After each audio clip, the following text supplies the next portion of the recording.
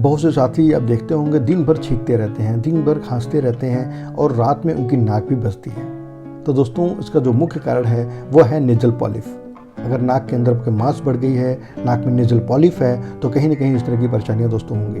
Nasal polyp होने की वजह से दोस्तों हमारे जो नोज़ में जो हेयर्स होते हैं वो ख़त्म हो जाते हैं। नोज़ में जब हेयर्स ख़त्म हो जाते हैं तो जो भी डस्ट होता है वो सीधे नाक में हमारे जाता है और कहीं ना कहीं इन्फेक्टेड करता है हमारे पॉलिप को, और वो पॉलिप बढ़ जाती है जिससे काफ़ी परेशानियाँ होती हैं दोस्तों अगर आप इस परेशानी से जूझ रहे हैं तो निश्चित रूप से दोस्तों आपको होम्योपैथिक अपनानी चाहिए। होम्योपैथिक में बहुत ही अच्छा उपाय है जिसका उपयोग करके हम निश्चित रूप से अपनी नाक के अंदर जो नजल पॉलिप की प्रॉब्लम है, नाकों के अंदर जो मांस बढ़ रहा है, उसको हम खत्म कर सकते हैं। और दोस्तों आपको कभी भी सर्जरी की आवश्यकता नहीं पड़ेगी।